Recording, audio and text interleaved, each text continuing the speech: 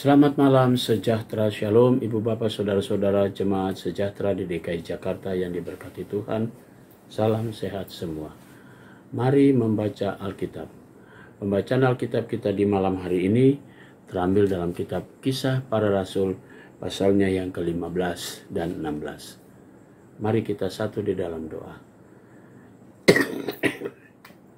Di malam ini ya Tuhan, kami semua datang kembali menghadap-Mu dalam doa kami di malam ini. Kami bersyukur Engkau sudah menyertai kami, Engkau sudah menuntun kami, perjalanan hidup kami dari pagi hari hingga malam ini. Sebelum kami masuk dalam istirahat malam kami akan membaca bagian dari Alkitab yang berintikan firman Allah. Karuniakan Roh Kudus-Mu yang menguatkan tubuh kami yang lemah ini, sehingga kami semua fokus dalam pembacaan Alkitab. Doa di malam ini kami hanya serahkan di dalam nama Yesus Kristus, firman yang hidup. Amin. Selamat malam Bapak Ibu dan saudara-saudara terkasih dalam Tuhan Yesus Kristus. Di malam hari ini pembacaan Alkitab kita terambil dari Kisah Para Rasul 15 dan pasal 16. Kisah Para Rasul 15, sidang di Yerusalem. Beberapa orang datang dari Yudea ke Antiokhia dan mengajarkan kepada saudara-saudara di situ, "Jikalau kamu tidak disunat menurut adat istiadat yang diwariskan oleh Musa, kamu tidak dapat diselamatkan." Tetapi Paulus dan Barnabas dengan keras melawan dan membantah pendapat mereka itu. Akhirnya ditetapkan supaya Paulus dan Barnabas serta beberapa orang lain dari jemaat itu pergi kepada rasul-rasul dan penatua-penatua di Yerusalem untuk membicarakan soal itu. Mereka diantarkan oleh jemaat sampai keluar kota, lalu mereka berjalan melalui Fenisia dan Samaria, dan di tempat-tempat itu mereka menceritakan tentang pertobatan orang-orang yang tidak mengenal Allah. Hal itu sangat menggembirakan hati saudara-saudara di situ. Setibanya di Yerusalem, mereka disambut oleh jemaat dan oleh rasul-rasul dan penatua-penatua, lalu mereka menceritakan segala sesuatu yang Allah lakukan dengan perantaraan mereka. Tetapi beberapa orang dari golongan Farisi yang telah menjadi percaya datang dan berkata, "Orang-orang bukan Yahudi harus disunat dan diwajibkan untuk menuruti hukum Musa." Maka bersidanglah rasul-rasul dan penatua-penatua untuk membicarakan soal itu. Sesudah beberapa waktu lamanya berlangsung pertukaran pikiran mengenai soal itu, berdirilah Petrus dan berkata kepada mereka, "Hai saudara-saudara, kamu tahu bahwa telah sejak semula Allah memilih aku dari antara kamu, supaya dengan perantaraan mulutku bangsa-bangsa lain mendengar berita Injil dan menjadi percaya. Dan Allah yang mengenal hati manusia telah menyatakan kehendaknya untuk menerima mereka, sebab Ia mengaruniakan Roh Kudus juga kepada mereka, sama seperti kepada kita. Dan Ia sama sekali tidak mengadakan perbedaan antara kita dengan mereka, sesudah Ia menyucikan hati mereka oleh iman. Kalau demikian, mengapa kamu mau mencobai Allah dengan meletakkan pada tengkuk murid-murid itu suatu kuk yang tidak dapat dipikul, baik oleh nenek moyang kita maupun oleh kita sendiri? Sebaliknya kita percaya bahwa oleh kasih karunia Tuhan Yesus Kristus, kita akan beroleh keselamatan sama seperti mereka juga." Maka diamlah seluruh umat itu, lalu mereka mendengarkan Paulus dan Barnabas menceritakan segala tanda dan mujizat yang dilakukan Allah dengan perantaraan mereka di tengah-tengah bangsa-bangsa lain. Setelah Paulus dan Barnabas selesai berbicara, berkatalah Yakobus, "Hai saudara-saudara, dengarkanlah aku.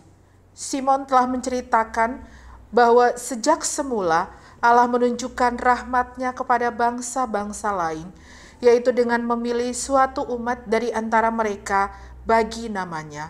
Hal itu sesuai dengan ucapan-ucapan para nabi seperti yang tertulis.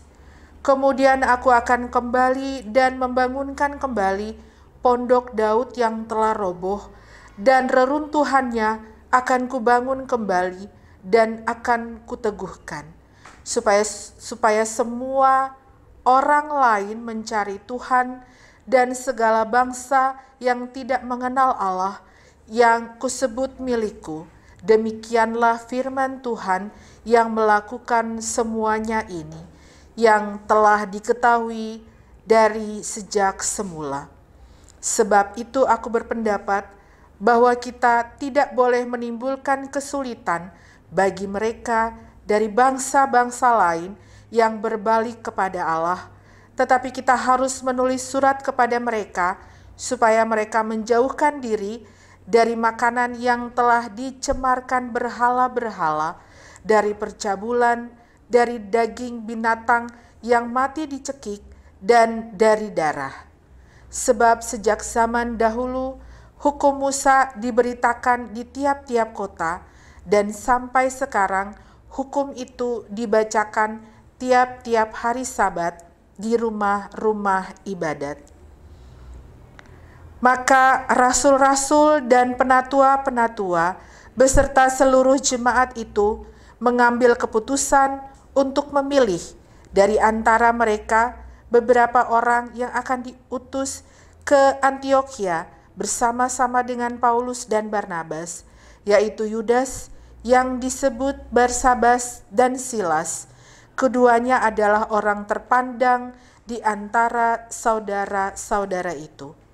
Kepada mereka diserahkan surat yang bunyinya, salam dari rasul-rasul dan penatua-penatua dari saudara-saudaramu kepada saudara-saudara di Antiokhia, Syria, dan Kilikia yang berasal dari bangsa-bangsa lain.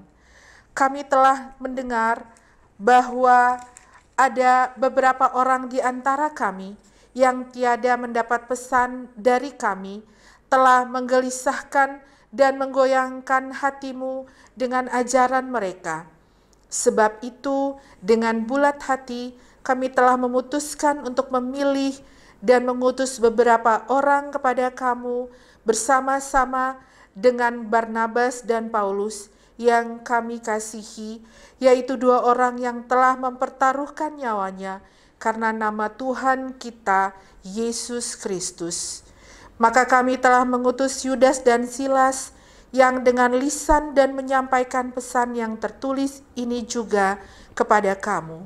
Sebab adalah keputusan Roh Kudus dan keputusan kami, supaya kepada kamu jangan ditangguhkan lebih banyak beban daripada yang perlu ini. Kamu harus menjauhkan diri dari makanan yang dipersembahkan kepada berhala, dari darah, dari daging binatang yang mati dicekik, dan dari percabulan. Jikalau kamu memelihara diri dari hal-hal ini, kamu berbuat baik, demikianlah selamat. Setelah berpamitan, Yudas dan Silas berangkat ke Antiokhia.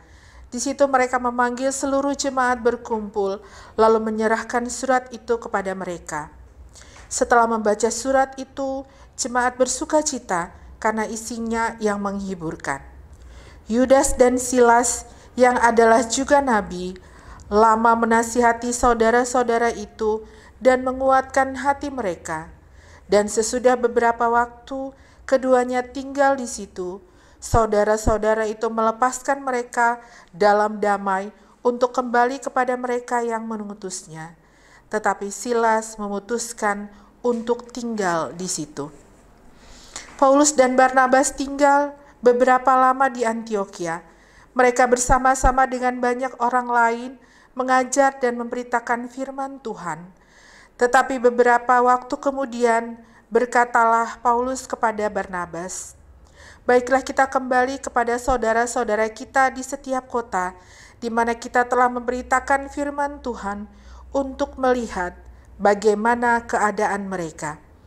Barnabas ingin membawa juga Yohanes yang disebut Markus, tetapi Paulus dengan tegas berkata bahwa tidak baik membawa serta orang yang telah meninggalkan mereka di Pamfilia dan tidak mau bekerja bersama-sama dengan mereka.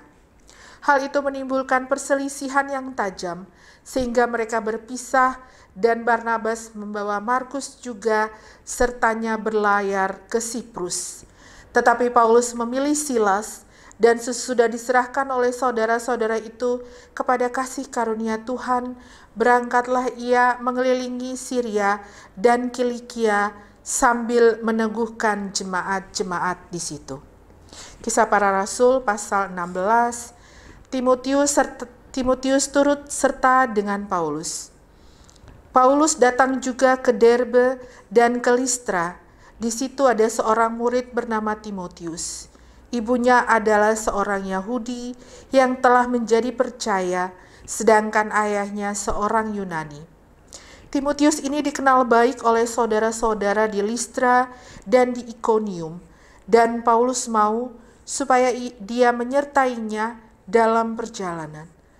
Paulus menyuruh menyunatkan dia karena orang-orang Yahudi di daerah itu, sebab setiap orang tahu bahwa bapaknya adalah orang Yunani.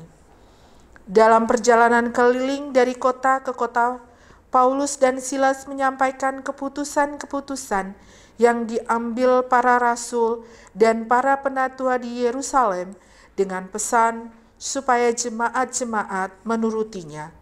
Demikianlah jemaat-jemaat diteguhkan dalam iman dan makin lama makin bertambah besar jumlahnya. Mereka melintasi tanah Frigia dan tanah Galatia karena Roh Kudus mencegah mereka untuk memberitakan Injil di Asia. Dan setibanya di Misia, mereka mencoba masuk ke daerah Bitinia, tetapi Roh Kudus tidak mengizinkan mereka. Setelah melintasi Misia, mereka sampai di Troas. Pada malam harinya, tampaklah oleh Paulus suatu penglihatan. Ada seorang Makedonia berdiri di situ dan berseru kepadanya, katanya, "Menyeberanglah kemari dan tolonglah kami." Setelah Paulus melihat penglihatan itu, segeralah kami mencari kesempatan untuk berangkat ke Makedonia, karena dari penglihatan itu kami menarik kesimpulan bahwa Allah telah memanggil kami untuk memberitakan Injil kepada orang-orang di sana. Lalu kami bertolak dari Troas dan langsung berlayar ke Samotrake, dan keesokan harinya tibalah kami di Neapolis. Dari situ kami ke Filipi, kota pertama di bagian Makedonia ini, suatu kota perantauan orang Roma. Di kota itu kami tinggal beberapa hari.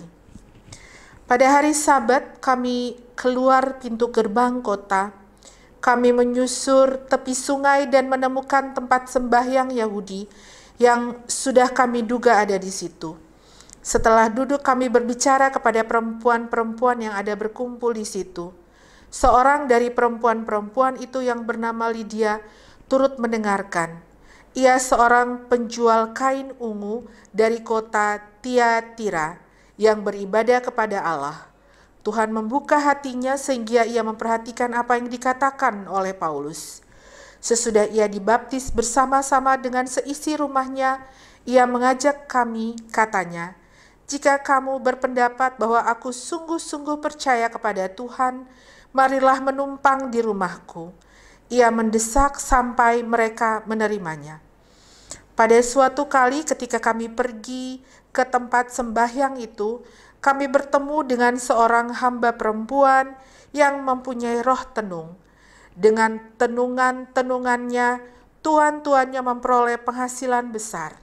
Ia mengikuti Paulus dan kami dari belakang sambil berseru, katanya, "Orang-orang ini adalah hamba Allah yang Maha Tinggi. Mereka memberitakan kepadamu jalan kepada keselamatan." Hal itu dilakukannya beberapa hari lamanya, tetapi ketika Paulus tidak tahan lagi akan gangguan itu, ia berpaling dan berkata kepada roh itu, "Demi nama Yesus Kristus, Aku menyuruh engkau keluar dari perempuan itu. Seketika itu juga keluarlah roh itu. Ketika tuan-tuan perempuan itu melihat bahwa harapan mereka akan mendapatkan penghasilan lenyap, mereka menangkap Paulus dan Silas, lalu menyeret mereka ke pasar untuk menghadap penguasa. Setelah mereka membawa keduanya menghadap pembesar-pembesar kota itu, berkatalah mereka, katanya, orang-orang ini mengacau kota kita ini, karena mereka orang Yahudi, dan mereka mengajarkan adat istiadat yang kita sebagai orang Rom tidak boleh menerimanya atau menurutinya. Jika orang banyak bangkit menentang mereka, lalu pembesar-pembesar kota itu menyuruh mengoyakkan pakaian dari tubuh mereka dan mendera mereka. Setelah mereka berkali-kali didera, mereka dilemparkan ke dalam penjara. Kepala penjara diperintahkan untuk menjaga mereka dengan sungguh-sungguh. Sesuai dengan perintah itu, kepala penjara memasukkan mereka ke ruang penjara yang paling tengah dan membelenggu kaki mereka dalam pasungan yang kuat. Tetapi kira-kira tengah malam, Paulus dan Silas berdoa dan menyanyikan puji-pujian kepada Allah, dan orang-orang hukuman lain mendengarkan mereka. Akan tetapi terjadilah gempa bumi yang hebat, sehingga sendi-sendi penjara itu goyah, dan seketika itu juga terbukalah semua pintu dan terlepaslah belenggu mereka semua. Ketika kepala penjara itu terjaga dari tidurnya dan melihat pintu-pintu penjara terbuka, ia menghunus pedangnya hendak membunuh diri, karena ia menyangka bahwa orang-orang hukuman itu telah melarikan diri. Tetapi Paulus berkata dengan suara nyaring, katanya, "Jangan celakakan dirimu, sebab kami semuanya masih ada di sini." Kepala penjara itu menyuruh membawa suluh, lalu berlari masuk, dan dengan gemetar tersungkurlah ia di depan Paulus dan Silas. Ia mengantar mereka keluar sambil berkata, "Tuan-tuan, apakah yang harus aku perbuat supaya aku selamat?" Jawab mereka, "Percayalah kepada Yesus Kristus, dan engkau akan selamat, engkau dan seisi rumahmu." Lalu mereka memberitakan firman Tuhan kepadanya dan kepada semua orang yang ada di rumahnya. Pada jam itu juga, kepala penjara itu membawa mereka dan membasuh bilur mereka. Seketika itu juga ia dan keluarganya memberi diri dibaptis. Lalu ia membawa mereka ke rumahnya dan menghidangkan makanan kepada mereka, dan ia sangat bergembira bahwa ia dan seisi rumahnya telah menjadi percaya kepada Allah. Setelah hari siang, pembesar-pembesar kota menyuruh pejabat-pejabat kota pergi kepada kepala penjara dengan pesan, "Lepaskanlah kedua orang itu." Kepala penjara meneruskan pesan itu kepada Paulus. Katanya, "Pembesar-pembesar kota telah menyuruh melepaskan kamu. Jadi keluarlah kamu sekarang dan pergilah dengan selamat." Tetapi Paulus berkata kepada orang-orang itu, "Tanpa diadili, mereka telah mendera kami, warga negara Roma, di muka umum, lalu melemparkan kami ke dalam penjara. Sekarang mereka mau mengeluarkan kami dengan diam-diam? Tidak mungkin demikian. Biarlah mereka datang sendiri dan membawa kami keluar." Pejabat-pejabat itu menyampaikan perkataan itu kepada pembesar-pembesar kota. Ketika mereka mendengar bahwa Paulus dan Silas adalah orang Rom, maka takutlah mereka. Mereka datang minta maaf, lalu membawa kedua rasul itu keluar kota dan memohon supaya mereka meninggalkan kota itu. Lalu mereka meninggalkan penjara itu dan pergi ke rumah Lydia. Dan setelah bertemu dengan saudara-saudara di situ dan menghiburkan mereka, berangkatlah kedua rasul itu. Demikianlah firman Tuhan di malam hari ini. Mari kita berdoa. Bapa di sorga, kembali kami datang padamu mengucap syukur atas tuntunanmu dan bimbinganmu. Saatnya kami akan memasuki tidur malam kami. Kami mau serahkan seluruh hidup kami dalam tangan Tuhan. Jagalah kami dan lindungi kami sepanjang tidur malam kami, sehingga kami tidur dengan baik. Besok pagi atas anugerah Tuhan, kami boleh bangun kembali menikmati hari yang baru, yang dimana Tuhan mau kami berkarya untuk kemuliaan nama Tuhan. Kami mau berdoa malam ini untuk Jemaat Sejahtera DKI Jakarta, tiap pribadi, tiap keluarga. Kami mau serahkan doa syukur kami dalam nama Yesus Kristus, Juru Selamat kami yang hidup. Amin. Selamat malam, selamat beristirahat, Tuhan memberkati saudara.